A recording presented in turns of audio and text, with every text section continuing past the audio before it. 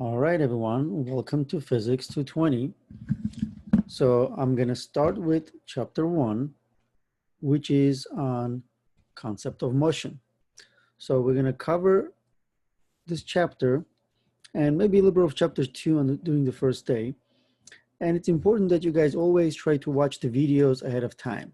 I'm going to always try to give you a little more time, at least a couple of days before, the meetings, so you have a chance to watch the videos. And in general, those videos going to be kind of like your main source for the concept. That means I'm going to be covering everything here, doing all the examples, and you need to watch everything. And you have the option then to basically pause, go back, watch it again, or watch how I solve the problems, then go back, pause, and try to solve those problems on your own. But this will be sort of like something that I will not necessarily be going over during the lecture, during the Zoom meetings. So you will be watching this ahead of time, and during the Zoom meetings, I will be then summarizing some of these things. All right, so chapter 1 is basically introduces us motion, linear motion specifically. So one of the things we're going to be doing during the semester, we're going to be learning about, you can see in this image here, right, in this slide, different types of motion. Obviously, the simplest one is the straight line linear motion, and that's what we're going to be starting with. Then, as we learn more, as we get more comfortable with solving problems with physics concepts overall, we're going to be then extending that. So we're going to be looking at sort of like, let's say, circular motion, projectile motion, which is basically two-dimensional motion, right? And then rotational motion, which is a lot more complicated compared to linear motion. But obviously, as we get better, as we learn more, concepts, we, solve more problems, learn how to, approach physics problems, you will be more comfortable with a little more difficult, for example, concepts later on in the semester. All right, so generally what we're going to be doing here in this chapter, we're going to be learning some, some tools that are going to help us to solve, problems in, let's say, chapter 2. So chapter 2, where sort of like, let's say, problem solving starts. In this chapter is kind of like, let's say, here's this tool that you can use. Here's another tool. For example, this particular slide going to introduce us what we call a motion diagram. And then we're going to learn about, position versus time graph, something like that. So basically some tools that are going to be useful down the line. All right, so let's look at this particular slide. What we have here is an object. And generally what we have here is we're going to be taking, like, let's say, a car or a person or anything, like, let's say, there's going to be moving as, as our object. Here is the car. And what we do here is we look at the car as it's moving and we take pictures. And we make sure that every picture is taken exactly same time interval compared to the previous one. That means, let's say, we take picture every second. So that means the time interval between the frames then is going to be 1 second.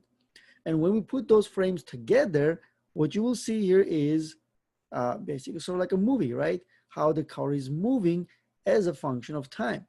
Because one of the things we have here is, then you can see that this one kind of shows the car at t equals 0. And then what we can say, okay, here's the position of the car, x initial at t equals 0. And this is then going to be t equals 1 second, right? Because 1 second later. And then this is going to be t equals 2 seconds, t equals 3 seconds. And then taking, for example, this to be initial position of the car, and we can always set that to, for example, 0. Then I can say, all right, so then this is at x1, which is t equals 1 second. This is then x2, t equals 2 seconds. And this is x3, t equals t equals 3 seconds. That means that's the position of the car as a function of time. That means every second, the car is further and further from our initial position. All right, so that again, so a movie camera takes photographs at a fixed rate. So let's say in this case, 30 photographs every second. Each separate photo is called a frame, and the car is in a different position in each frame. Okay, so that's why it's going to help us kind of like, let's say, analyze the motion of the car or of our object. All right. So the shown are 4 frames in the film strip. All right, so putting everything kind of together, then what we get here is an image like this. Okay, so that means what I can say here is this is the position of the object. So X initial, then this is X1, and this is, let's say, X2, this is X3, and so on and so forth. All right. I also want to make sure that, you understand which one is the starting, let's say, position in terms of when it happened at t equals 0. Okay. So then one of the things I can do here, I can say t equals 0 and 1, 2, 3. So generally at the top of the object, usually given sort of like the time in this case. All right. Okay, so right. This composite photo shows an object's position at several equally spaced distance of time. Okay. That means one thing we're doing here in terms of, let's say, that is exactly equal to one another is the time interval. That means we're making sure that from frame 1 to frame 2, this delta t is exactly same as the from frame 1 to frame 2. So initial frame to the frame 1, then 1 to 2, 2 to 3, and things like that. So let's say delta t1, delta t2, delta t3, right? That means we're making sure that those are the same, right? So those are the same time intervals. How much distance it will be covering during that same time interval, it's, let's say, doesn't have to be necessarily exactly equals to the same. All right, so it doesn't have to be exactly the same. So the time intervals are the same, but distance, for example, in this case, maybe you can see that this delta x1, by the way, delta, remember, is change, and when I put delta t means change in time, delta x means change in position and things like that. So here, delta x1, delta x2, delta x3. In this particular, for example, motion, you can see they're more or less are the same. All right, so they're more or less the same. That means same time interval and exactly same distance covered during those time intervals. And we're gonna see that this is a very specific type of motion. All right, so but in any case, so let's kind of get rid of this because I have some things over there. All right, so again, this type of tool that I just used to describe motion is known as a motion diagram. All right, so the motion diagram is a tool that we use to represent objects' motion as a function of time. All right, so an object that has a single position in motion diagram is at rest. So for example, if you have a ball and at t equals 0, it has the same position as at t equals 1 second, t equals 2 seconds, t equals 3 seconds. That means the position doesn't change. Then we can say that object here is at rest. So the stationary ball on the ground is at this point, for example, is at rest because it's not changing its position as a function of time. So that's why whenever you read a problem and it says object is at rest or object starts from rest, that means you can assume that, at the instant when you consider the object starting to move, at the instant at t equals 0, the object has no velocity or no speed.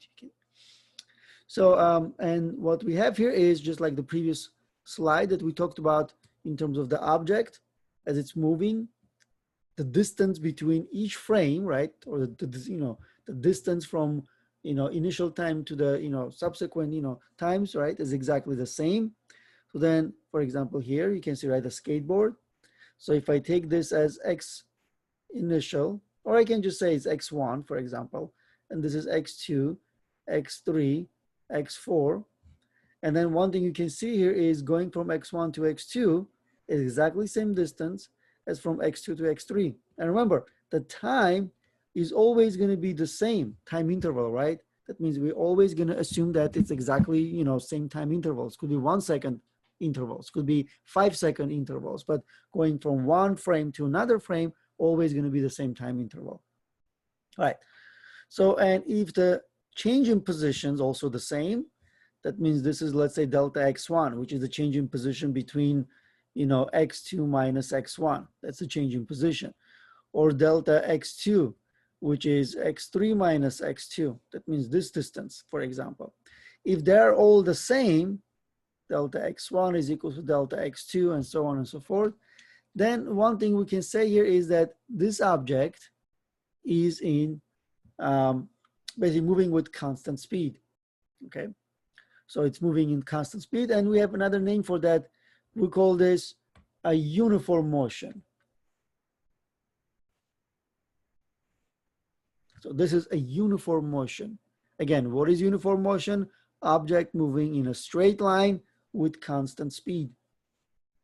All right, and the speed generally is defined as distance over time. So basically how much distance, right, it covered during this time interval, right? And that distance over time gives you the speed. So if I calculate the speed for this first time interval, and then the speed during the second one, and the speed during the third one, I'm gonna get the same thing, because all of those three have exactly same distance and exactly same time interval. So I'm gonna get exactly same speed for all of them. So that's why we can say it's a constant speed. Constant means it's not changing as a function of time. All right, so, but obviously one of the things we can also have is, sorry about this, picture that should not have been there. For example, I have here is a person, right, an object, in this case a sprinter, moving as a function of time. So what I do here is I take this to be x1, then this to be x2, this to be x3, and this to be x4. And remember, again, time interval is still exactly the same. Let's say, take it 1 second time interval. One thing you can see here is this. This is the distance from x1 to x2. This is the distance from x2 to x3. And this is the distance from x3 to x4. That means there is an increasing distance, right, as a function of time. That means going from one frame to another, or from one time interval to another, the distances are increasing.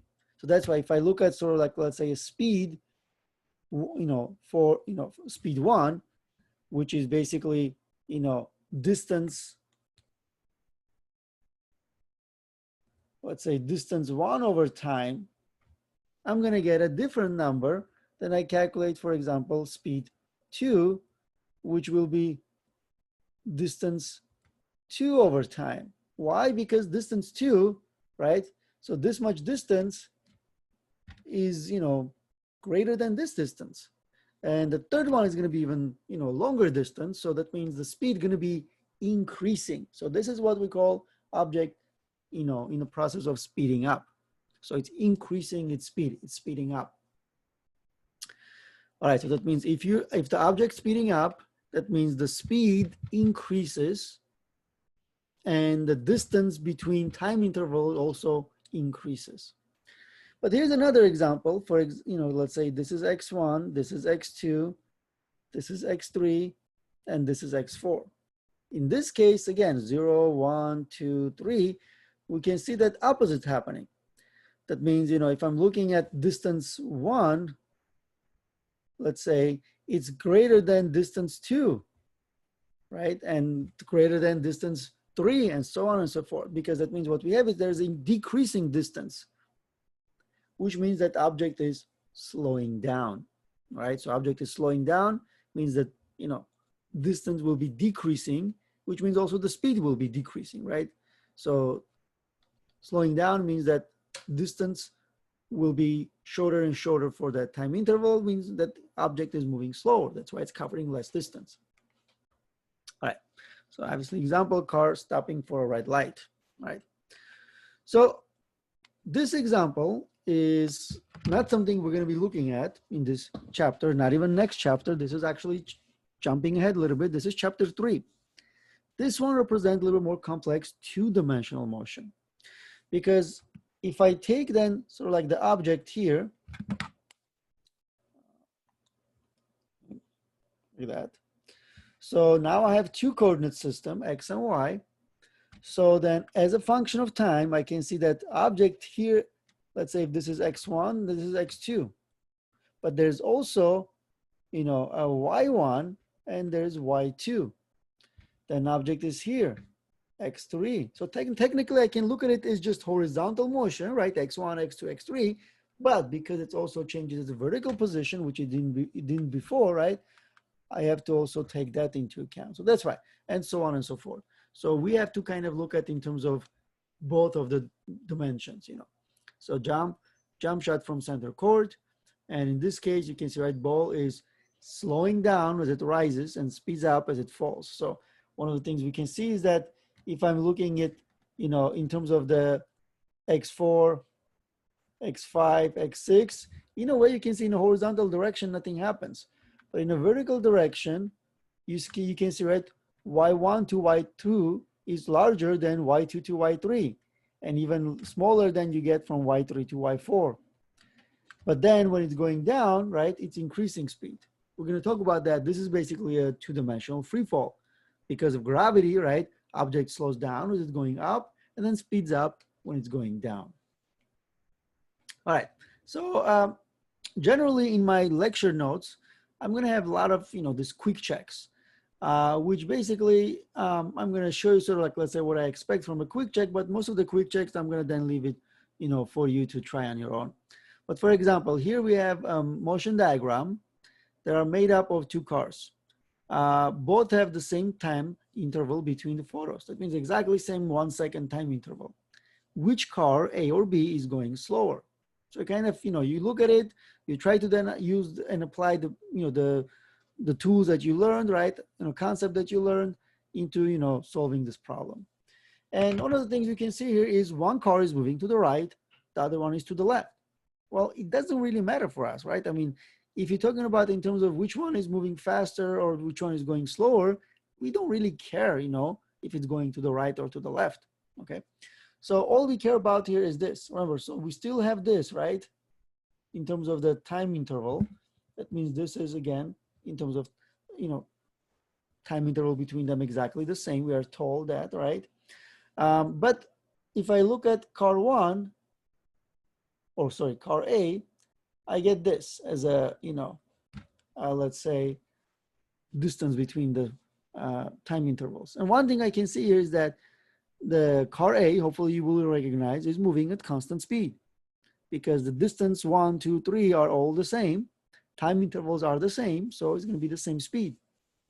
But if I'm looking at, let's say, distance here, right? Let me call it just D1. And here, let's say D2, it's going to be different than if I look at distance 1 prime, let me do it like that, for the car B. Since D1 prime is larger than D1, with D1 prime being car B, D1 is car A, then I can technically say that speed prime for car B will be greater than speed for the car A. That means the answer will be here is car B moving faster because during that 1 second time interval, it covers more distance, right? So, and generally the next slide will give you the right answer. So you have to kind of like think about it, choose the, one of the options and then verify that with the next slide. All right, so often motion of object as a whole is not influenced by details of the object size and shape. All right, so this is like really simplifying the problems, really simplifying the motion, but it is necessary for, let's say, for this particular chapter because we're just learning about motion, and it's important for us to simplify things. And it's nothing wrong with starting with, simple, let's say description of the motion, and then add more layers and more layers as we go and learn more and more. Okay, so right now we're doing this. We're assuming that size of the object and shape of the object, not important. That means what we can do here is, as object is moving from point A to point B, it could be, let's say, a bowling ball, it could be a ping pong ball, it could be a car or an elephant. For us, we don't care. And as long as they're moving, let's say, the same speed, they're going to go from A to B exactly same, let's say, time, right? And what we have here is we're going to see that this is, works actually really well. So we only need to keep track of a single point on the object. okay? That means we don't even care, not only like, let's say size, but also shape. So we can treat the object as if all its mass were concentrated into a single point. You're going to see, right, we're going to call that later on a center of mass. But then that mass at the single point in space is called then a particle. So this is what we do in physics. A lot of times we, use like, let's say, a simple model to describe some kind of phenomena. All right, so particles have no size, no shape, and no top, bottom, front, or back. That means one of the things we can do here is we can represent any object that we consider a particle with just a dot, okay?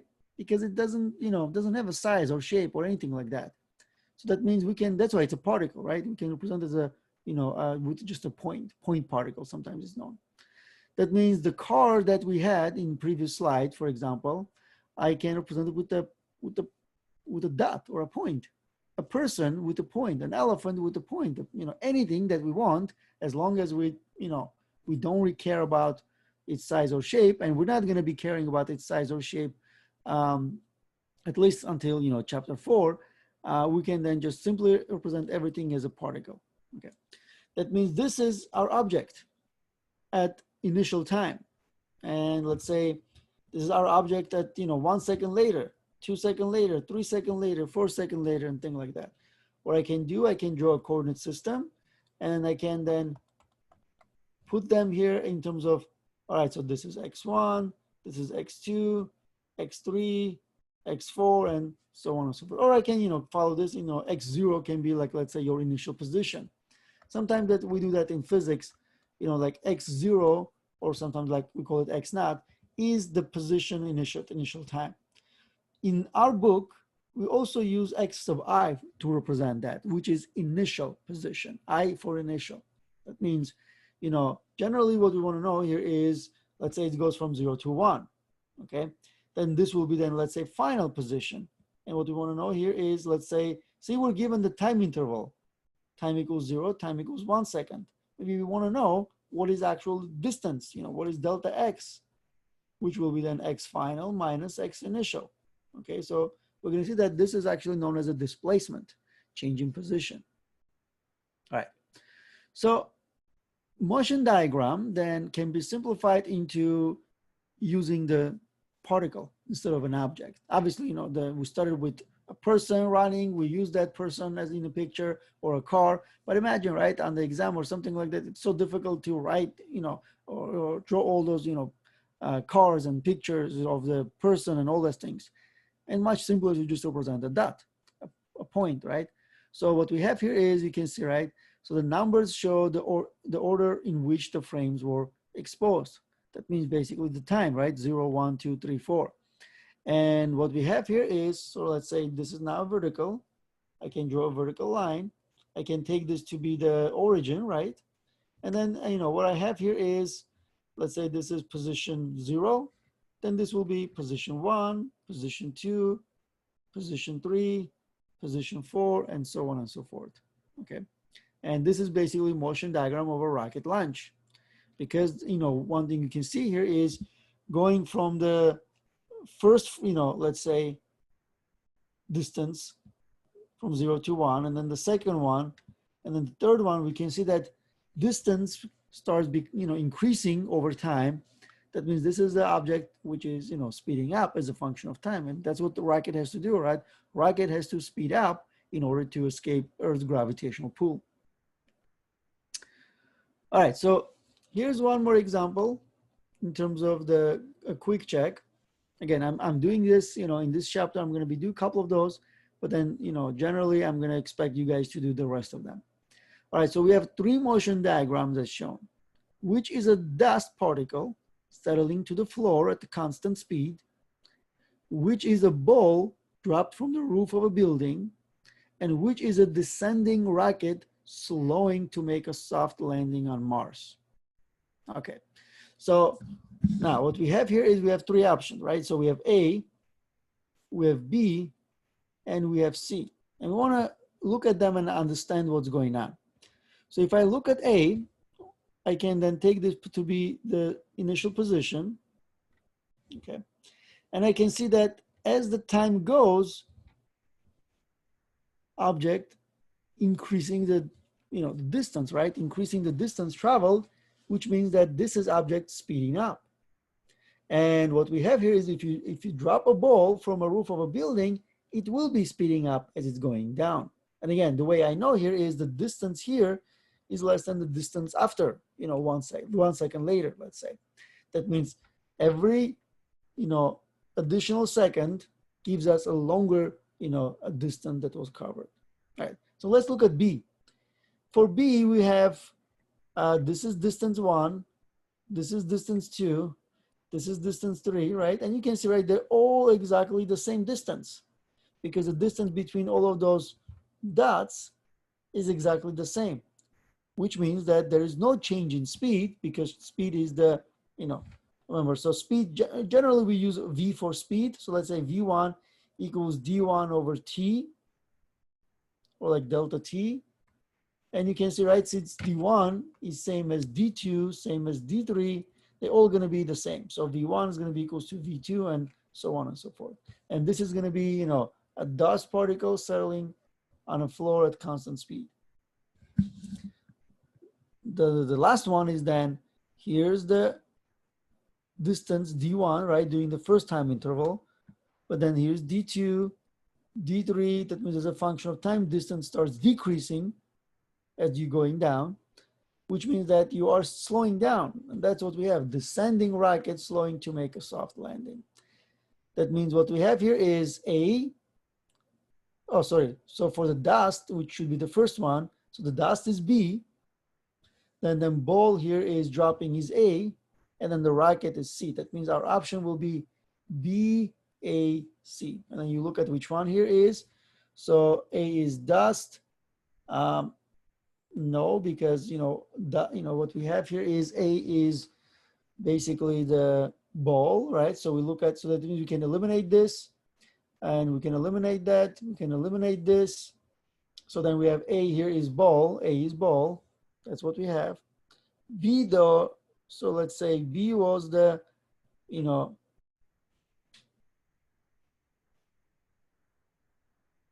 here, B here is the dust particle. That means if I come back, this is rocket, so I eliminate this, and then I have this as the right one, and then the C here is the rocket. That means B here is the right answer because, I need to understand first what each one of them represents, what type of motion, so then I can go ahead and answer the question. All right, so here's some other, conceptual, examples. So let's say a car skids to a halt to avoid hitting an object in the road. Okay, that means a car is moving and then is basically, it says it skids to a halt. That means it is slowing down. To a halt means it stops. That means it is slowing down until it stops. It says draw a basic motion diagram using images from the movie from the time the skids begins until the car stops. So for example, here we have an example of, visually cars, right? You're drawing the cars. You can see that here's, let's say, X0, X1, X2, X3, and X4. And you can see then what you have here is this represented with D1. This is D2, and so on and so forth. This is D3, and this is D4. What I have here is, remember, then 0, 1, 2, 3, 4, those are the time intervals. So if I'm looking at this D1, D1 represents then velocity during that time interval, or the speed. So I can look at it in V0, which is then D1 over delta T1. But remember, delta T1 is equals to delta T2 is equals to delta T3. This is the time interval between the frames. They're all exactly the same. That means what I can see here is that I can use the V0, right? And that will be D1 over T1. V1 will be then D2 over delta T2. V2 is D3 over delta T3, and so on and so forth. Now, what I can do here is we're going to learn later on that these are vectors. velocity, is a vector. Speed and velocity. Speed is the magnitude of the vector of the velocity. Speed just represents how fast it's moving, but velocity is actually a quantity that represents not only how fast something is moving, but also in which direction. So then we can also represent that with an arrow connecting the position 1 and position 2, let's say in this case. So going from the initial position to the point 1, right? We drew an arrow which represents the magnitude of the velocity, which is how fast it's moving, and also in which direction. That means we can use that additionally to the motion diagram to represent, object's motion. Because think like this, if you look at then those arrows, you can see, right, V1 is a longer arrow than V0 is longer than V1, V1 is longer than V2, V2 is longer than V1, which means that speed is decreasing as the object moves in the same direction. That means it is slowing down as it's moving to the right. Okay, then this will be pretty much the answer to this example in terms of doing the doing the motion diagram. And we will learn how to do motion diagram in terms of just dots, right? But now what we can do here is we can connect those dots with an arrow, and that's basically is the velocity. So this is V0, V1, V2, V3, but because it's a vector, we put an arrow on top of the V, just representing that this is a vector. That arrow doesn't have a direction. So like, let's say, for example, if the object is moving to the left, then I don't just take the velocity and move the arrow on top to the left. No, this is just a notation. That means the arrow above the velocity is always pointing to the right. That's how we represent the, a vector notation. All right, so here's another one. This is another useful tool that we're going to be using. And this tool represents, let's say, a motion. In this case, you can see, right, it's a two-dimensional motion. And this motion is, again, actually, let's say, it is a motion diagram, but it is, plotted in terms of y-axis and x-axis because, let's say, as we learned, right, in a two-dimensional motion, what we have here is the object here is then covering both horizontal distance and vertical distance exactly the same time.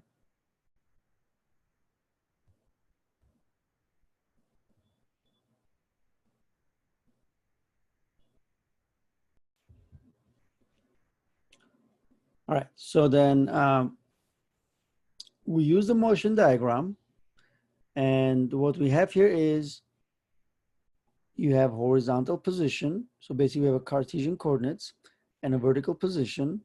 We have then, we show in which direction the x is increasing, becomes positive, in which direction it is negative, which means, like, let's say then what we have here is, then let's say this to the left will be negative position for the x, and then down will be then negative position for the y. Okay, and one thing we have here is then in terms of, let's say, -3, -6, -9, we are basically using those as to represent position. Okay, so for example, see at 0.5 second, at 0.5 second, the object's horizontal position is then has to be written as x, let's say x1 here is plus 3 meters. So indicates that it's not 3 meters to the left of the origin, because origin then becomes our reference point.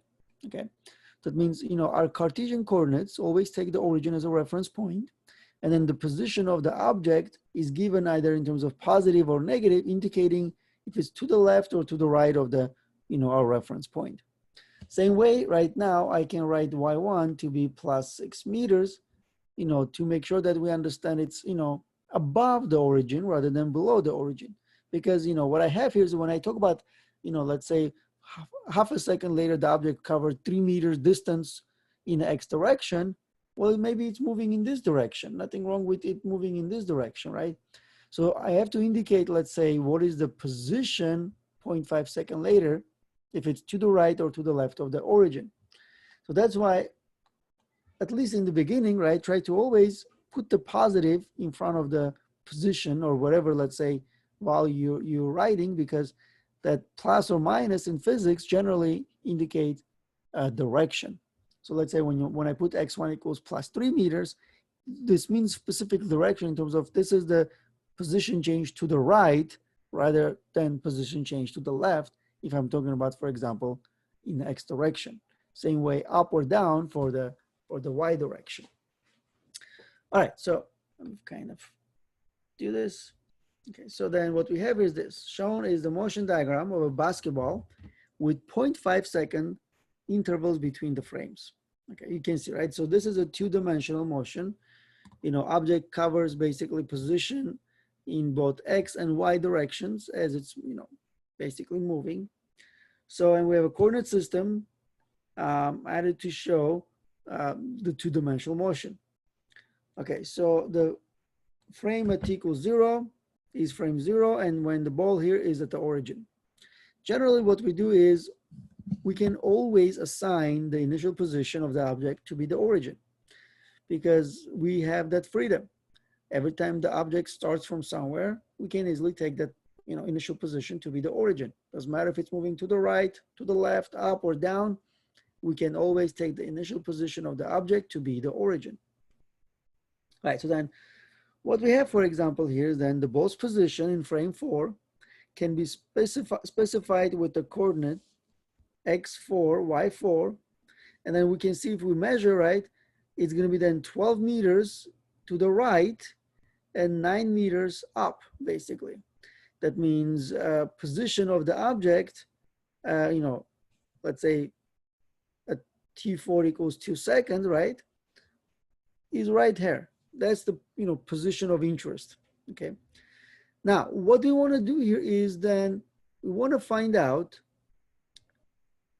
let's say, what is the position vector. Remember, now what we have here is we have generally two quantities that, you know, we work in physics with. That two quantities are vectors and scalars. So here is vector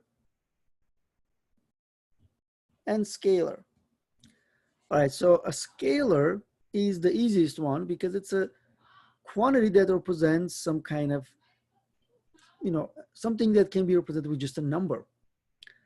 For example, object's mass. When you say, you know, something is 10 kilograms, there is no some kind of direction attached, right? So that means the scalar is directionless quantity described with some number and a unit. Mass, temperature, distance, speed, those are all scalar quantities. So mass, distance, you can see, right? Speed, those are all can be described with just a number and a unit. So when you say, let's say I'm driving 20 miles an hour, you're just saying how fast you're moving without necessarily giving me any information about in which direction. But vector quantities require direction. So then, for example, when you want to move from point A to point B, you want to know how far that point B is from point A, and also in which direction should you move to get to point B, right? So let's say if I tell you move 20 meters, well, you can move 20 meters in every single direction, right? So 360 degree, move 20 meters. So, but when I tell you move 20 meters to the left, then I'm giving you basically very specific distance and direction. So that basically a vector, because I'm giving you not only how far to move, also in which direction. So that's kind of what we're going to be doing. And vector quantities are going to be used a lot. Okay, so we're going to be spending a lot of time learning about vectors because, for example, velocity, acceleration, force, displacement, and so on and so forth. They're all vectors. That means they're all directional, and we have to then use certain approach dealing with those type of quantities. All right, so we start with the position vector. Okay, so let's say, remember, we assume that frame 4 is our frame of interest, and then we represented this position as x4, y4, right? And we found, let's say, that it was 12 meters, let's say, in this direction, right? And it was, I think, 9 meters in this direction. So let's say 12 meters and 9 meters in this direction, okay? And that means technically what we have here is that delta x, which is change in x, was 12 meters, and delta y, change in y, was 9 meters, okay? But one of the things I can do here is I can then look at directly going from our origin, the starting point, to that frame 4, okay? And what I do here in this case, I represent this, distance and direction from the origin to the frame 4 directly, right, to that position with an arrow. Okay, so this is known as a position vector R. So this is, let's say, R. And this is for frame 4, so this is R4. So for example, this will be then R1, right, for the frame 1. Remember, R is a general distance, and arrow on top means that it's a vector, which means that this vector R must have two things. It must have a magnitude, which means basically its size, and it must have a direction. Okay, so now one thing we can talk about here is first, let's say, magnitude. How do we find the magnitude? Which basically the size of this particular distance, right? Or that, how much distance that vector represents. Well, one thing we know, hopefully at this point, is that this is nothing but pretty much Pythagorean theorem, right? So you have this as 9 meters, this is as 12 meters, and if I have a triangle like this, where this is 12, this is 9, then this one here is square root of 12 square plus 9 square, right? So then I can calculate this to be 15 meters. That's why we get that 15 meters as its size, okay? That means we can find that size of that position vector R4 as 15 meters. Now, how do we represent then direction? Well, one of the things we learned from the Pythagorean theorem here is we can also find the angle theta, right, of that hypotenuse relative to the adjacent and opposite sides, which means we can use tangent of theta, which will be then 9 over 12, and then finding the theta from that inverse tangent, right, we can then find this to be 37 degrees. And that's how we get that 37. Because if I'm considering position vector, it has to have two things, right? So magnitude, direction, because any vector comes with those two components. It has to have a size and it has to have a direction, right? So that's kind of what we have. That means this is pretty much using polar coordinates. So every time we're dealing with vectors, we will be using basically a combination of Cartesian and polar coordinates. Okay. All right, so then one of the things we have here is if you have then, let's say, more than one vector, you can actually even add vectors together, okay? So you can add vectors together and, for example, or you can subtract vectors, from one another and things like that, okay? So, and in this particular case, it gives you how to add two vectors. And let's, generalize and say that, we're using some vector A. It can be anything. It can be displacement, velocity, acceleration, some kind of quantity that has a size and direction. So let's say this is that vector A. Again, what we're doing here is any vector can be represented with its, with an arrow, right? So the length of the arrow is information about magnitude, and then you have the direction. So this is technically then one of the ways to add vectors. This is a graphical way of adding vectors. So we're learning how to add vectors graphically. So let's say you have two vectors. Here's vector A and here's vector B. Okay. So if I want to then add those two vectors together, add vectors A and B together, then I can use sorry, what we call tip to tail method. So tip to tail method. So this is a graphical method, tip to tail, which means that you take vector A,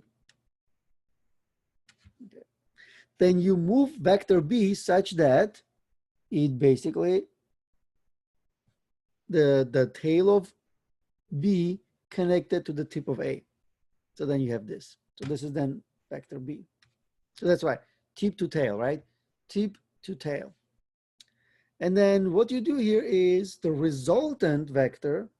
That means, you know, when you're adding A plus B, you're technically getting another vector. Let's call this resultant R vector. So then this vector will be a vector that always going to start from the very initial point. Let's say this is initial point to your final point. That means the tail of A to the tip of B.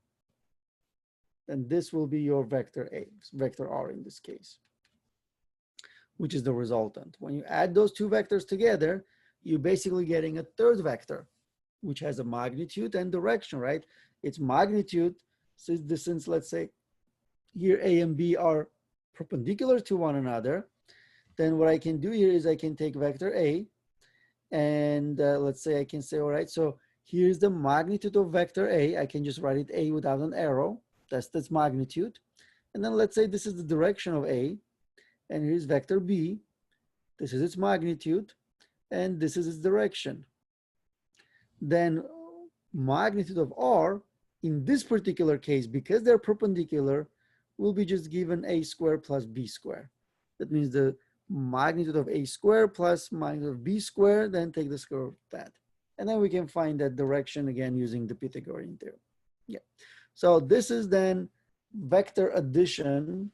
And, you know, technically this would have been also correct if the A and B were not perpendicular. So for example, in this particular example that I have on this slide is they're not, you know, perpendicular, right? So let's see what we have. So Sam is standing 50 feet east of the corner of 12th Street and Vine. He then walks northeast for 100 feet to a second point. What is Sam's changing position? All right, so let's see what we have. So one of the things you want to also understand is that when we use coordinate systems, sometimes also use this, you know, west, east, north, south coordinate system as well. Okay, that means we will use, you know, north, south, east, and things like that. So let's say in this case, it says Sam is standing 50 feet east of the corner. That means this is taken to be the origin, right? The corner. You are 50 feet east of that. Since this is our east, right? So then we can say that this is the starting position. And relative to the origin, this is that position vector. Okay, so this is the position vector. Let's say in this particular case, your starting point, we don't take that as a reference, but we find its position relative to the origin. Okay, so that's why we can say then R0, right, or R naught as a, you know, position vector is equals to 50 feet, and we can put like east as the direction in this particular case. We can say it's just east. Because, you know, if I say that 50 feet east, you know in which direction that vector is pointing, right? Then it says, he then walks northeast for 100 feet. All right, so northeast means north of east. That means from east, you move toward north. When you're not given any type of angle, let's say 20-degree northeast or 30-degree northeast, and it says just northeast, it means that it's 45 degrees, you know, with respect to east toward north. Okay, that means this is then this direction, right, is 45 degree with respect to north from east, kind of like you can think like that. All right, that means, you know, we come to this position over here. All right, so we come here over here, and this is our final position. Now let's look at then what we have. So we have then this particular vector, first vector R naught. And now we have this vector here, delta R. And what we get here is this. So this is our starting point, right? And this is our end point. So if I look at the position of the end point relative to the origin, then R1 as a vector, right? So this is that R1. This is the position vector for the, this end point, okay? And this is the position vector for the starting point, okay? All right, so then technically what we have, delta R represents change in position, right? Because we went from this starting point to this end point. And this vector is the delta R, change in position. Now, we just learned that if you're doing tip to tail, then one of the things you can do here is this. Take your first vector, R naught, then add it to a second vector, and the second vector connected, the tail of the second vector connected to the tip of the first vector. That means delta R is connected to the, R naught vector. So that means we have R naught, and then we have delta R. And then when I connect the tail, from the tail of R naught to the tip of delta R, then this is our R1 vector. Okay. That means R1 is basically our resultant if I add those two together. It means this is equals to R1 vector. So then what I have here is this. See, if I rearrange this to solve for delta R, then what I'm getting here is this.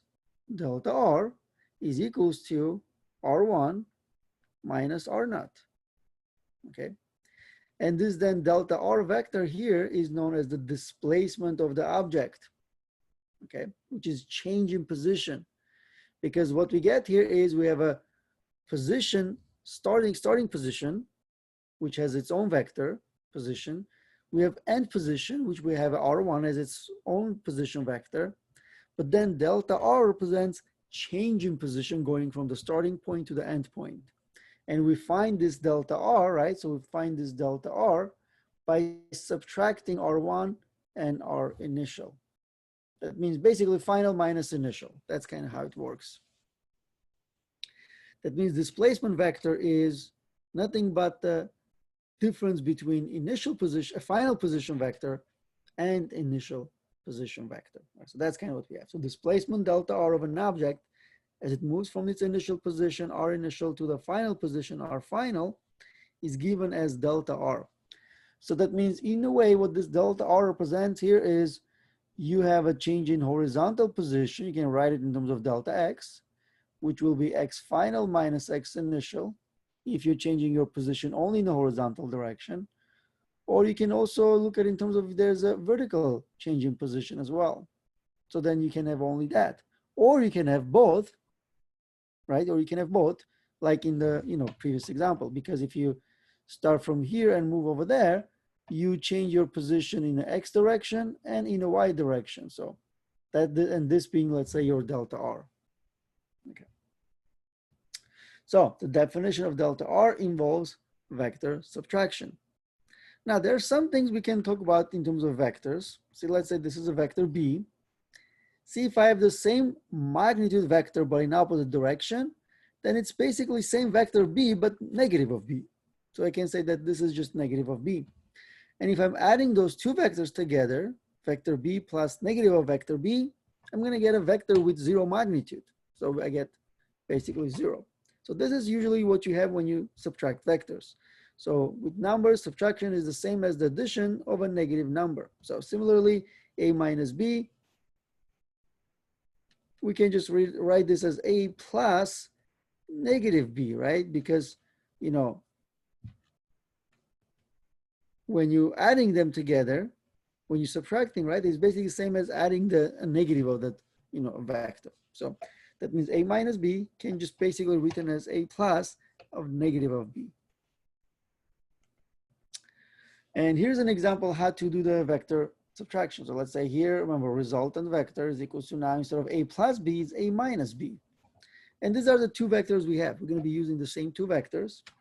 And I'm going to be using, again, tip to tail. But remember, tip to tail works when you're adding vectors. That means what I do is I rearrange this. I say a plus the negative of b. That means I need to first find the negative of b and add negative of b to the vector a. Well, negative of b here is this vector. Same magnitude, but opposite direction. This is negative of b. So then when I take vector a, I'm adding to vector a a negative of b, which means this is the negative of b. And then I do the tip to tail. This is then the resultant vector. Okay. So this is r minus b, technically. So I just wrote it as a plus negative of b, but technically this is equivalent to a minus b. Okay.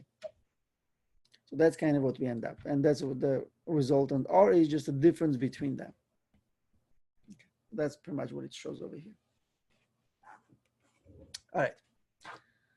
So here we have P and Q, and we're adding P plus Q. What will be then the resultant vector? All right, so now what I'm going to do here is I'm going to show you that there are two methods that we have. And the first one I talked about already, which is the tip to tail method. The other one is parallelogram method. So let me show you then parallelogram method. I imagine right now you can do the tip to tail method on your own, but this one here is parallelogram.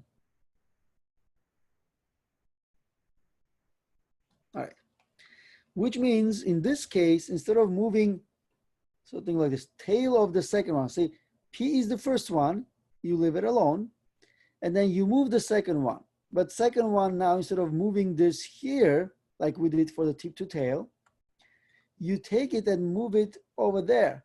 That means you connect the tails. That means what we do here is we connect the tails. And here's then this vector Q. Tail of Q connected to the tail of P. Right? Then what we do here is we construct a parallelogram. That means something like this, which is kind of like projection of P and then projection of Q. And then the resultant vector goes from the, where they're connected at their tails, right? And diagonally like this. This is then the resultant vector, P plus Q. Okay. And if you're looking at it in terms of which option, obviously not this, not this, not that. So it has to be, you know, the first one. Okay. And there you go. That's what we have. So again, remember, I use the parallelogram method here. And then here's the tip to tail method. And you will see it's exactly the same thing. So it doesn't matter if you use parallelogram or the tip to tail, you're going to get the same thing. The only difference here is that when you're using parallelogram method, you're dealing with only two vectors. But when you're using tip to tail, you can say, all right, so here's one vector plus another one, plus third one, plus fourth one, plus fifth one, plus sixth one, plus seventh one, right? And then this is where you stop, this is where you started, and this is the resultant. That means you can actually work with many, let's say vectors together, if you, using tip to tail. But the parallelogram method is always two at a time. That's kind of like a restriction for that. All right, so P minus Q, which means you find the negative of Q, which is here. And you say it's P plus negative of Q. So that means you put the negative of Q right here. And then construct a parallelogram. And that's our resultant vector, which is this guy over here. All right. Again, this one here is you can use then the tip to tail method to get the same result. All right, so now one of the things we're going to be doing here, we're going to be learning some definitions and things like that of the things that I already mentioned. So you can see, right? So let's say it's useful to consider a change in time. All right, so that means, we're using delta t, which means that, t final minus t initial. That means if you have a time interval, right, going from initial position to final position, then you can look at in terms of delta t. All right, so generally position at t initial is r initial, and then the position at the t final is usually given as r final. That means, for example, if object is here at t equals 0, t initial, right? So we can say that this is basically x initial, and it goes to this position at t final, then we can say that this is x final. Why am I using x instead of r? Because I'm using one dimensional. So I'm going to use one dimensional in this chapter mostly, and then also the next chapter. That means my displacement vector is this guy over here. This is my displacement vector, and it's delta x instead of delta r. Why? Because it's only horizontal change in position. All right, so then what I have here is if I'm calculating just how fast the object is moving, then I can look at in terms of the speed. So let's say the object goes from this position to that position, right? X initial to X final. Then what I can do here is this. I can calculate object's fastness or slowness in terms of the distance traveled, not the displacement, but distance divided by the time interval. That means d divided by delta t. So this is known as the average speed. When you're doing the ratio, it's average speed. Average speed does not include information about direction because speed is a scalar. Remember, right? It's a scalar quantity. What I need here is, if I want to include the direction, I have to look at average velocity. And average velocity is then going to be the displacement over time. And since the displacement is a vector divided by the time, so then your velocity is also a vector. And this ratio technically gives you average velocity, okay? Average velocity, because for example, if you are going from this point 1 to point 2, and let's say this is, I don't know, 100 miles, right? You can imagine, maybe sometimes you're moving faster, sometimes you're moving slower, right? 100 miles, you can, hardly always make, drive at the same speed. Sometimes you move faster, slower, and things like that. So this is then the average. What is the average velocity and average direction as you moved from point 1 to point 2? All right, so let's kind of then look at in terms of, units. So here delta r is the distance or displacement, right? I mean, it's a position change. And generally given in terms of meters or miles or, I don't know, centimeters or feet and things like that. But let's say we're going to see in a little bit, that the system that we're going to be using, right, to indicate the distance and things like that generally is in terms of the SI unit, which is one specific type of unit that we're using. And that's going to be basically in terms of the meters. So the unit that we're going to be using to describe the position change is going to be in meters, because we want to be consistent in terms of, let's say, one specific type of unit that we're using. As I said, right, you can say, inches or feet or miles or, meters, kilometers or centimeters. Let's instead of all of that, agree to one specific unit and then always use that. And that one specific unit is basically meters. And then this is then divided by time interval, which is generally in seconds. So then velocity or speed, then always going to be in terms of meters per second. And that's what I usually use. In this class, I always use meters per second. All right. So then velocity vector is in the same direction as the displacement. Because if you start from this point 1 and you go to point 2, right? So I can say that this is my displacement vector. But velocity is that, you're also moving from point 1 to point 2, right? That means if I'm doing the velocity as a vector, it's also going to be in the same direction. So this will be my delta x as a vector, and this will be my velocity as a vector. Let's say average velocity. Okay, that means they're going to be in the same direction. So the length of v is directly proportional to the length of delta r. Why? Because v average is equals to delta r over delta t, right? You can see, right, directly proportional. Consequently, we may label the vectors connecting the dots in the motion diagram as a velocity. So that's why this is position 1, 2, 3, 4, right? So let's say x1, x2, x3, x4. I can then, the distance between those positions, I can use that, the vector representing velocity rather than displacement, because it's easier to look at the velocity vector to understand the motion. Because look at this. This is velocity going from x1 to x2. Velocity from x2 to x3. Velocity from x3 to x4. Now, what we see here is all of those three velocities have the same direction and have the same magnitude, which means they are equal to one another, which means this is a constant motion, right? Or remember, constant motion we define as uniform motion, which means it's constant velocity, not constant speed, but constant velocity, because we're not only moving at constant speed, but also same direction. Now, remember the vector. So let's say if I'm doing velocity vector, vector should have a magnitude and direction. Now, the magnitude of the velocity vector is nothing but the speed of the object. And then let's say we have a direction. That means the speed is magnitude of the velocity as a vector. Okay. So then if I comparing to the other, tortoise, let's say this was a hare, this was a tortoise. One of the things we can see is that, all right, so here's the velocity 0, velocity 1, velocity 2.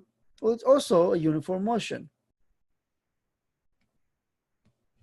Why is it a uniform motion? Because same velocity for those 3 time intervals. Constant velocity. Okay, so then what is the difference between hare and tortoise?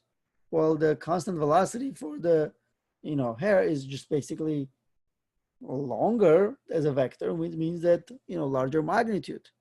That means overall faster moving, object, right? That's kind of what we can think of, like, let's say, because this arrow is longer than that arrow means, higher magnitude, which means faster speed. All right, so here's another example. Softball player hits the ball and starts running toward first base. Right, so they use the particle model to draw motion diagram showing her position and her average velocity vectors during the first few seconds of the run. Right. That means we take the softball player as an object, and as an object, we don't care about size or shape. So all we have to do here is represent her as a particle. Okay.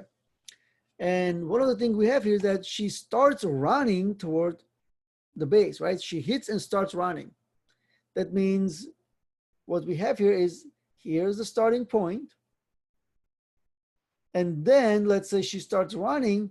Obviously she starts from rest, and then she's going to start running, and she's going to go faster and faster. That means she's going to be covering more and more distance as a function of time. So then if I'm doing the vector, a velocity vector, I'm going to be getting something like this, which means, increase in speed, increase in velocity, right?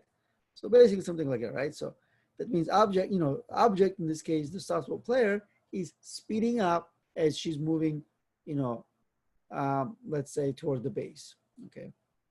And direction was technically, arbitrary, right? The trivial, I could have chosen to the left. I could, I just chose to the right, just a standard. But, in this case, nothing would have been, wrong if you chosen the, her to be moving to the left. Right. So what if the object, for example, right? So we talk about the softball player. One of the things we see here is, so actually, let's go back for a second here. So let's say this is V0, V1, V2, V3, V4, right? V5. That means what we have is increasing velocity. That means I can look at V1 minus V0 over delta T, or V2 minus V1 over delta T. Remember, the time intervals are the same. But then one of the things we can see is that, this ratio, right? V3 minus V2 over delta T, we're going to get non-zero, ratio, because V1 and V0 are not the same. V2 and V1 are not the same, right? So this is longer than that. This one is longer than that. So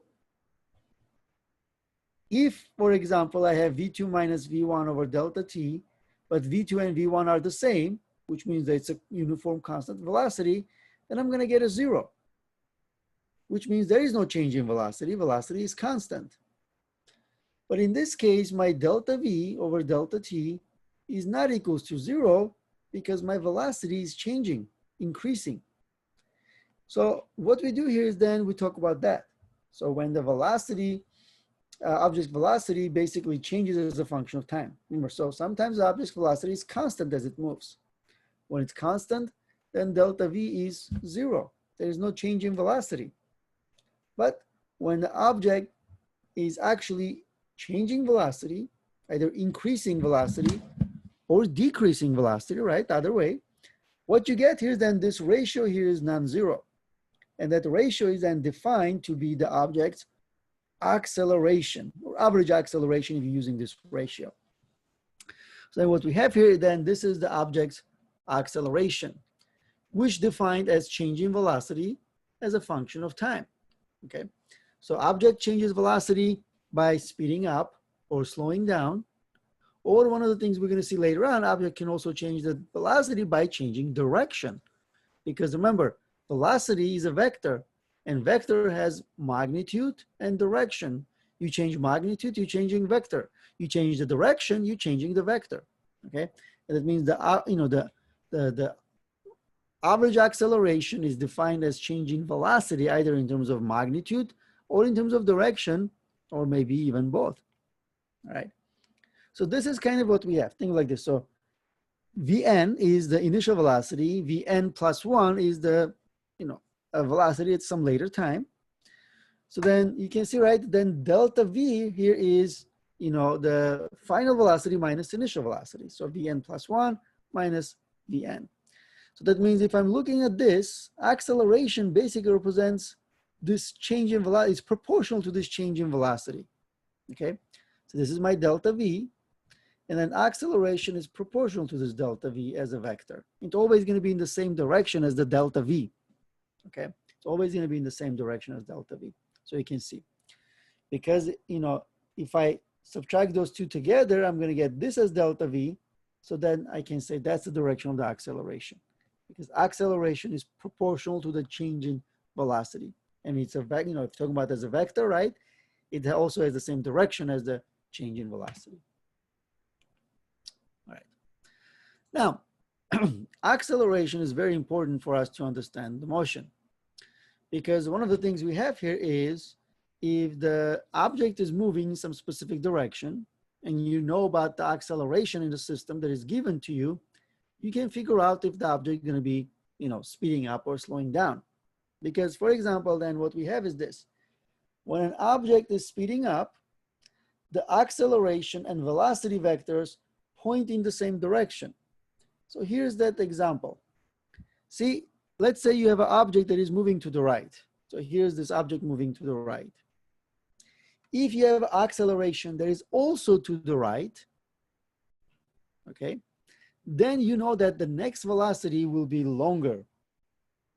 Then, let's say, assuming that acceleration is constant, that means this acceleration as a vector doesn't change in terms of its magnitude and direction, then you can say that as long as acceleration is in the same direction as the velocity, you're going to speed up, okay? Same thing, let's say if you're moving to the left and there's acceleration to the left, so this is velocity vector and this is acceleration vector, so you're going to be speeding up because acceleration and velocity in the same direction.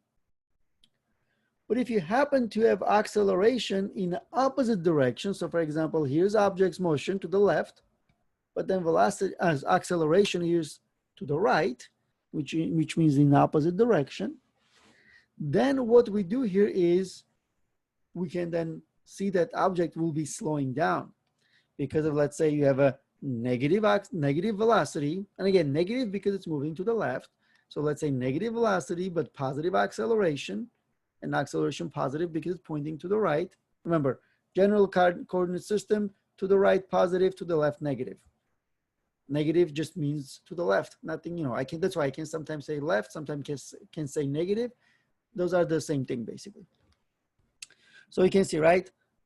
Velocity is to the left, acceleration to the right. That means they have opposite directions. Then the object is slowing down. That means that's the thing. Same direction vectors for velocity and acceleration, your system speeding up. Opposite direction, your system is slowing down. Okay.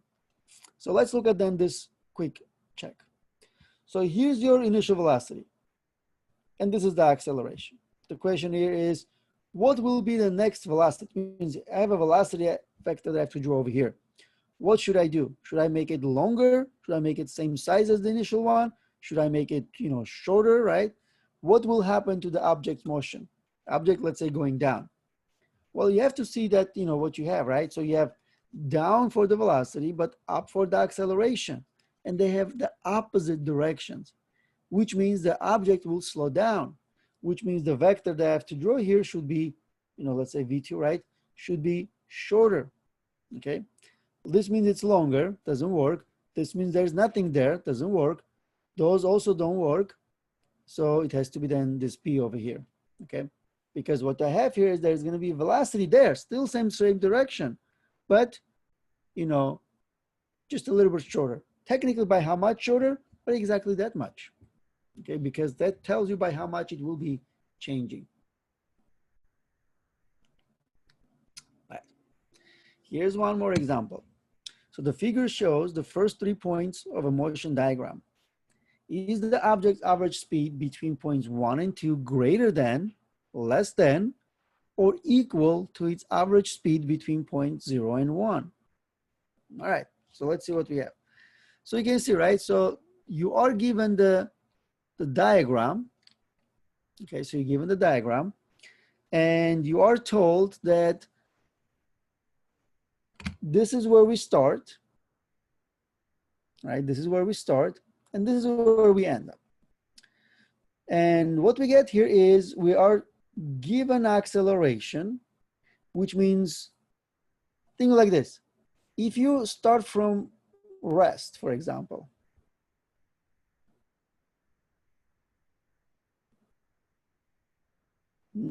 let's see. All right. Let's say you start from rest. Rest means you have no velocity. Let's say your initial velocity is 0. When your initial velocity is 0, doesn't mean there's no acceleration. Doesn't mean the acceleration is 0. Because remember, acceleration is changing velocity. It will be V1 minus V0 divided by delta t. Now, what we have here is, if there is acceleration, that means there will be change in velocity even if you start from rest. Okay, so let's say you can see, right, there's a acceleration in this direction, which means that your velocity will be changing by that much in that direction, which means that 1 second later, you're gonna have a velocity by that much.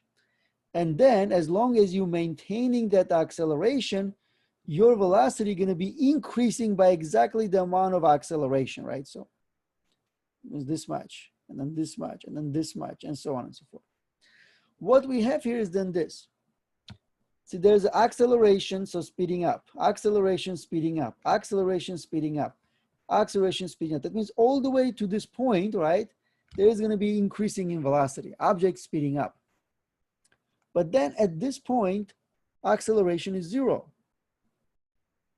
which means, for example, I don't know, so like 1, 2, 3, 4, 5. So this is V5, and this is V6. Then what I have here is this, V6 minus V5 over delta t equals 0.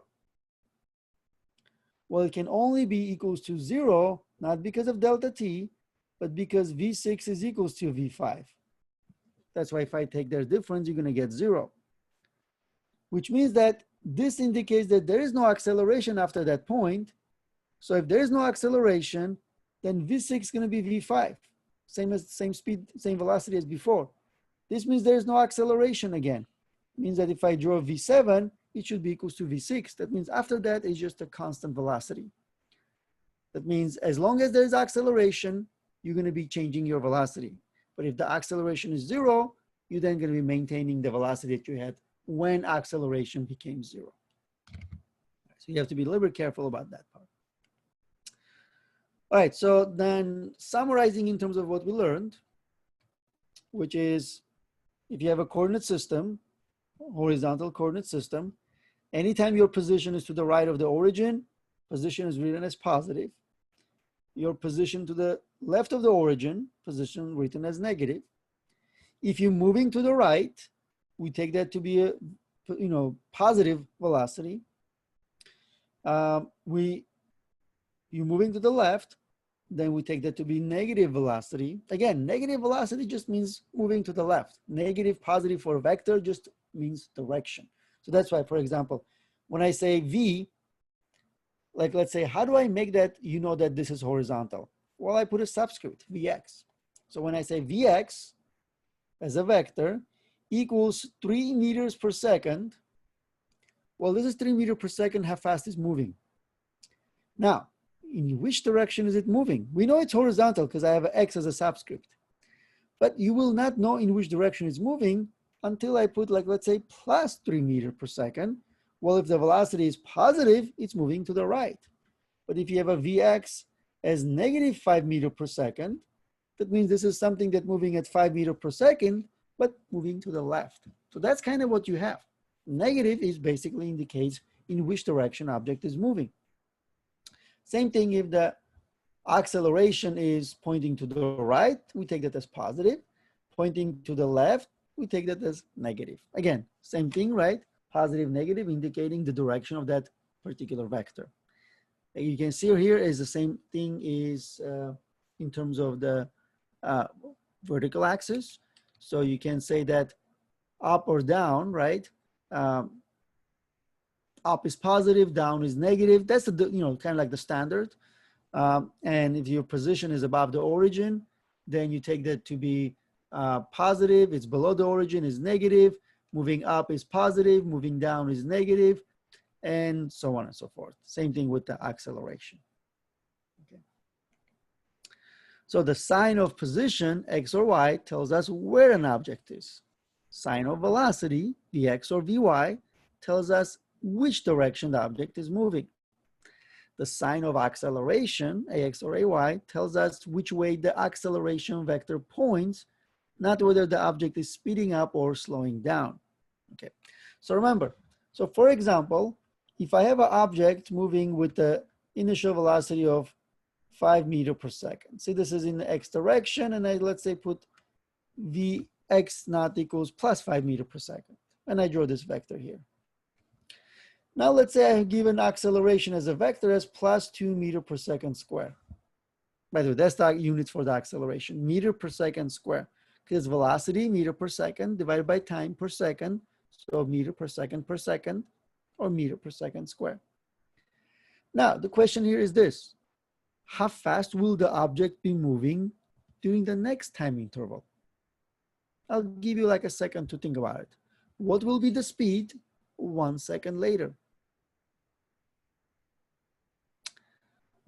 Well, remember, acceleration tells you by how much your velocity will change. So it will change by 2 meters per second each second, and in which direction? Which in a positive direction. So if your object already moving in a positive direction, its velocity will change by 2 meters per second each second. And because the signs match, it's going to speed up by that much. So the next velocity, V1, is again horizontal. And this will be then increased by 2 meters per second in the same direction. So it will be plus 7 meters per second. 1 second after that will be 9 meters per second. And so on and so forth. That means acceleration just tells you by how much your velocity will increase or decrease and in which basic direction. All right, so here's a motion diagram. And one of the things we're going to be doing here is, which we're going to be, doing a whole lot more in the next chapter. We can also take this and we can see that we can break this down into 3 kind of three parts, three segments. Here's one segment because for the first 3 minutes, because t is in minutes, so 0, 1, 2, 3, it's moving at one speed. The next 3 minutes, moving another speed, all the same, but another speed. And after that, another additional 3 minutes moving at much higher speed. Now, what we're gonna do here is we're gonna actually use the time and position as data. So this is time, this is position, this is in minutes, this is in meters. And we're gonna say, okay, so when this is 0, let's say 60 meters. When, 0, 0. When this is 1 minute, this is roughly 60 meters. When 2 seconds, maybe 120. When 3 minutes, maybe 180. So then we're gonna then plot this as position versus time in a graph. And I imagine you guys can know how to graph this, right? 0, 0 goes here. Once, like let's say 1, 2, 3, 4, 5, 6. And this is maybe like, let's say in terms of increments of, I don't know, maybe like, let's say 30, right? 30, 60, 90, 120, 150, 180, and things like that. So I will do 0, 0, then 1, 60, 2, 120, and then 3, 180. And I will graph this, find the slope. I'm gonna just show you in terms of this particular one, first 3 minutes. What I have here is I'm plotting horizontal position versus the time. And this is an abstract graph, right? This is position versus time graph. Okay, position versus time graph. It just tells you how the position changes as a function of time. Now, I plot that, and one thing I can do a trend line. Now, remember, what I can do right now is this. I can find the slope of this line. And let's see what the slope is. Remember, slope is rise over run. Okay, so if I take rise over run, that means let's say I choose 2 points. I don't know, here's 0.1, here's 0.2, doesn't matter, right? Any 2 points. I don't know, 0.1, 0.2. What I do here is then I find, so this is rise and this is run. And I do rise over run. So slope is equals to rise over run. All right, so but what is rise? Well, rise represents this vertical, change in position, right? That means rise is nothing but delta x.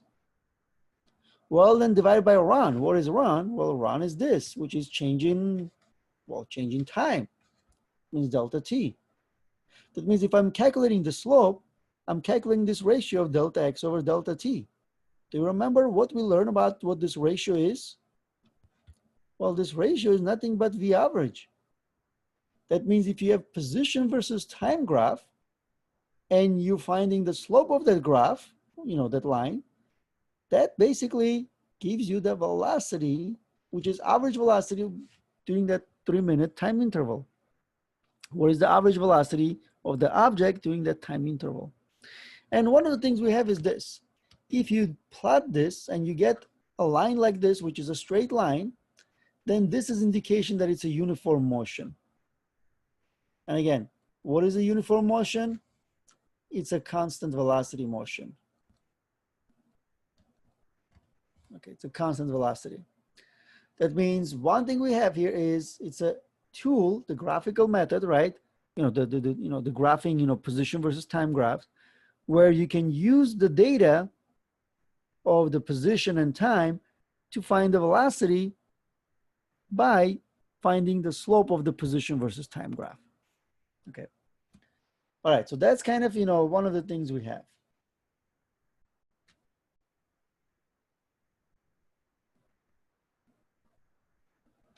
Okay, so a motion diagram is one way to represent the student's motion, but then another way is to make a graph of X versus T for a student. And let's say we get something like this. Now, I only showed you for this particular segment, but then the second segment would have been this, and the third segment would have been that. Now, one of the things you can see here is this. If you plot them and find the velocity, this will be V1, which is the velocity during the first 3-minute time interval. This is V2, this is V3. What you see between them, the difference between them is that V1, V2, V3 have different steepness. So technically then, steepness also will give you a larger value, remember, right? If you're doing the graph, which means V1 is greater than V2, but then V3 will be greater than V1, which means that V1 gonna have a larger slope, which means it's gonna have a larger magnitude. And that actually agrees with this, right? So you can see, right, this is V3 and it's larger than V1, which means steeper your line, right? When you graph that, steeper it is, faster, the object moving during that particular time interval. So that's why the steepness is actually indication of how fast it's moving. And also, since the graph is above the T line, right? Above, let's say the T axis, right? That means this is an object moving to the right. If object was moving to the left, then that would have been, the same kind of like idea, but, below the T axis, because that's basically the object moving to the left rather than to the right. In any case, it's very useful, and we're going to be exploring that in greater detail in the next chapter.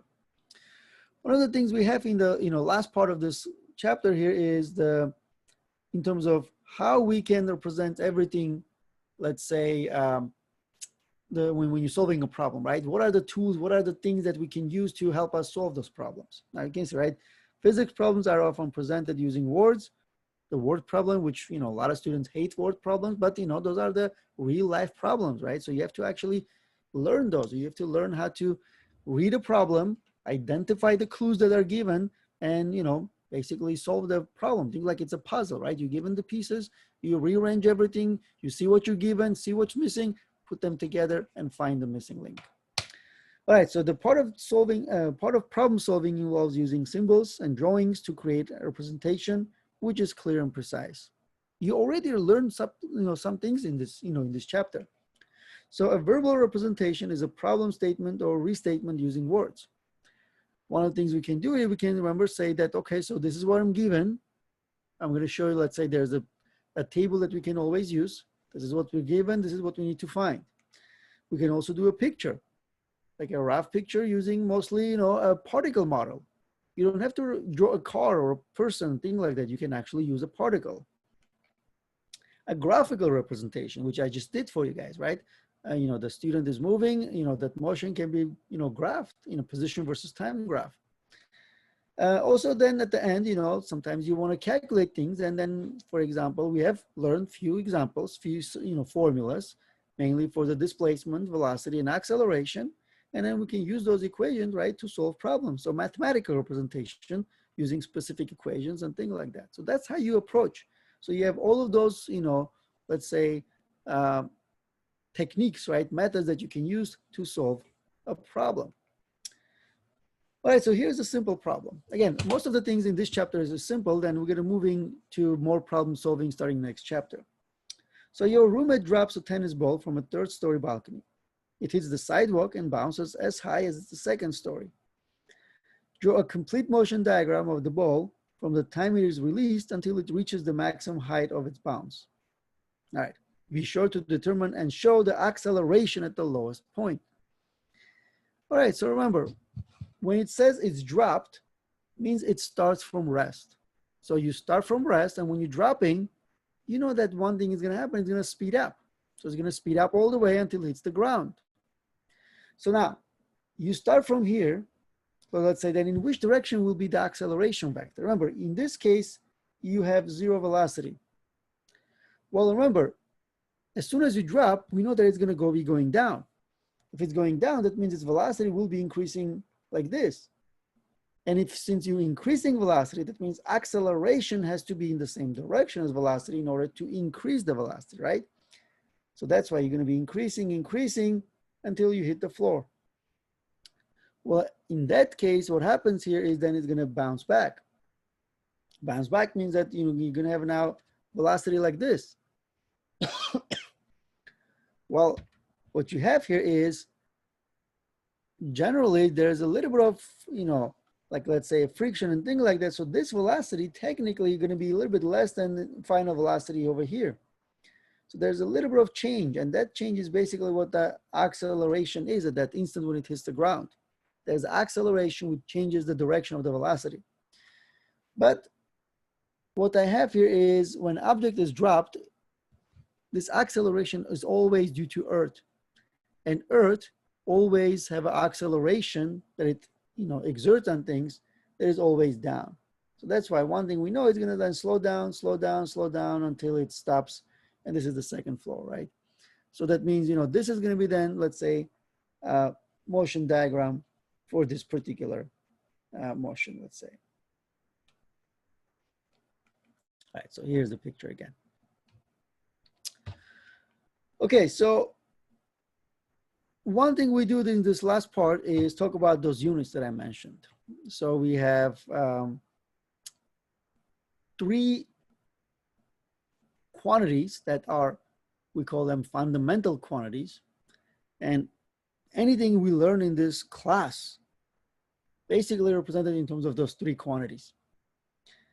And those quantities are length, time, and mass. Those are known as fundamental units, fundamental quantities. That means every time you are presenting the length measurement or mass measurement or the time measurement, we want to also make sure that you are using one unit instead of, like, let's say 5 people, disagreeing on if it should be in meters or miles or feet and things like that. So that's why what we do here, we use SI units. So this SI unit, right, or the Système International, so short SI, this is basically a system, or sometimes known as a metric system, right, where we take the length, mass, and time measurements in terms of meters, kilograms, and seconds, okay? So what we can see here is that then 1 second is defined as the time required for 9,192,631,770 oscillations of the radio wave absorbed by a cesium-133 atom. Right, so as crazy as it sounds, it's extremely accurate. So then we take the 1 second to be how long does it take for this atom to vibrate that many times. All right, so the SI unit for the length is in meters, okay? So 1 meter is defined as the distance traveled by light in a vacuum during 1/299,292,458 of a second, which technically this number is nothing but the speed of light, okay? Speed of light in vacuum. So 1 divided by speed of light is basically gives us, as a actual definition of 1 meter, okay? Now, you can think of 1 meter by imagining a meter stick. That's basically what 1 meter is. Generally, in this is the time when in class, I take out the meter stick and I show you what is a meter, 1 meter actually is. But, if you've never seen a meter stick, try to maybe, like, let's say, imagine, let's say, or you can just do the conversion from the, I don't know, a meter to, let's say, which is 1 meter is up approximately, let's say 3 feet, right? So 1 meter is about roughly, 3 feet approximately, right? Or 1 yard. Okay, so a kilogram until 2019 was based on a platinum iridium cylinder that was stored in Paris. But after 2019, it was changed, redefined in terms of then some kind of, physics constant. We call it Planck constant, as approved by the General Conference of the Weights and Measures. So again, so this is, you don't necessarily need to remember any of these definitions and things like that, but you can think of, like, let's say when you using 1 kilogram, we don't just, shoot, okay, so something is 1 kilogram. We actually have some kind of reference. So that means, something, right, in terms of this Planck constant, is considered to be 1 kilogram. Something is double that value is 2 kilograms, 100 times more, 100 kilograms, and so on and so forth. So that's why what we do here is then the SI unit takes meters for the length, seconds for the time, and kilograms for the mass. And those are technically the fundamental units, Because, for example, velocity is meters per second, see, length per time. Acceleration is meter per second square, length per time square. Force, which is basically newtons, is nothing but kilograms meter per second square, which is, again, all in terms of these three fundamental units. That means everything in this class, Physics 220, will be in terms of, those three fundamental units. Yes, we're learning, let's say, force is, different quantity, but it's technically just another way of measurement of, like, let's say, mass, mass, length, and time, pretty much. All right.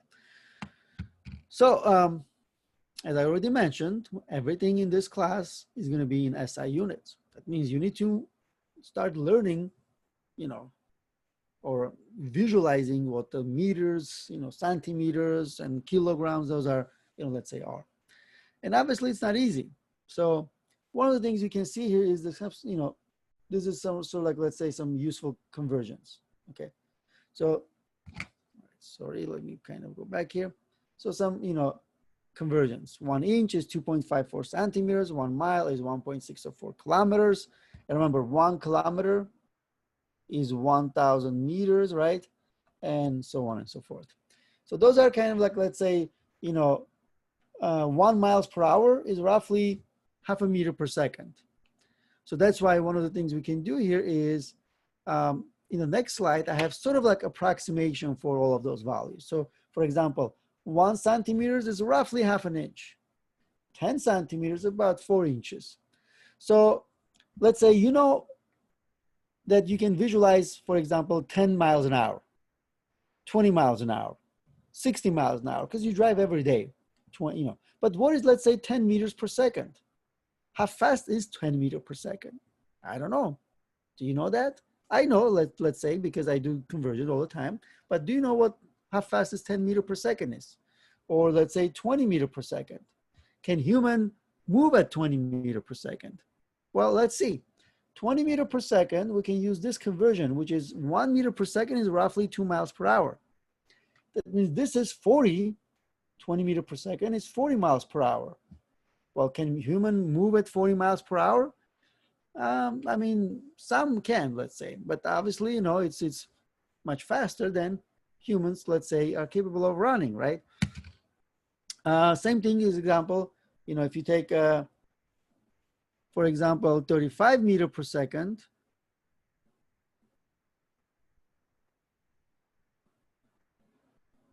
let me see. So yeah, definitely this is not correct. 35 meters per second is not roughly 20 miles per hour. Should be about 70 miles per hour. Because, each meter per second here is roughly, 2 miles per hour, right? So do that conversion, you should get, roughly 70. Not sure why I have 20 miles over there. But in any case, for example, 350 meters per second, is not reasonable for a car, but for example, it's reasonable for a bullet, for example, right? Because about roughly 700 miles per hour. So that's why sometimes you have to understand when you're given a problem and you're solving for unknown quantity, does it make sense or not? If you calculate a 350 meters per second for human speed, definitely you got something wrong. If you got, let's say, 5 meters per second for bullet speed, again, you probably did something wrong. So you have to kind of like, I have some idea of, what those values represent, because I've seen, sometimes in this class when people give me those values, I'm asking calculate the distance from, I don't know, from LA to, let's say, Las Vegas, they give me 10 meters. That's the distance, of your room from one end to the other end, but not from here to Las Vegas, let's say. So you have to kind of understand, most of you probably really well, visualizing miles and, let's say, feet and things like that, but you need to also get, comfortable with SI unit. One thing we have here is that's also very useful is the dimensional analysis. And dimensional analysis generally written, for example, if it's a speed, so you can see, right, as distance per time. So you can write as the length per time. Okay, so length per time, that's a dimensional analysis. So that's why this is useful when you're doing the equations. For example, here's an equation. Velocity equals, I'm giving like, let's say not the equation, velocity. So final velocity equals initial velocity plus acceleration times t squared. So let's say you have this equation. The question is, does this equation make sense or not? Because on the left side, what I have is a velocity. What is the units for velocity? Well, it's meter per second, which means it's length per time.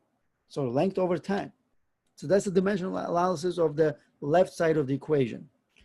Let's look at on the right side of the equation. What I have here is, on the right side, I have velocity, which is in terms of length over time. That's fine. Then plus acceleration times t squared. Well, let's see what is the units for, what is the dimensional analysis for the acceleration? Well, remember, acceleration has the units of meter per second squared. Means it's length per times squared, right? Well, then times time. What is the dimensional analysis for time? Well, it's time squared. Now, when I'm looking at this, so this is length over time equals length over time plus length over time squared times time squared, which means that time squared and time squared cancels out. And I will end up on the right side is this, length over time plus length. Now the question is that, does it make sense? Can I add length over time, some kind of quantity which is length over time, to another thing that is length? Well, the answer is no, you cannot. You can only add two things that dimensionally match. In this case, length over time cannot be added to length. Those are like apples and oranges, okay? So one thing you can do here is you can add length over time to another length over time. How do we make sure that we had length over time? Well, remember, if this t squared was t instead, then what we would have had this t would have just canceled that t, square over there. Then we would have had L over T plus L over T instead of L over T plus L. That means the equation cannot be T squared. It has to be A times T in order for it to work. And that's something we're going to be seeing then in the next chapter. All right, so there you go. That's basically what I was, pretty much going over. All right, guys, so that's it for this chapter. So hopefully you'll have a chance to watch it before our next meeting tomorrow. And then we can talk about, to summarize this during the meeting.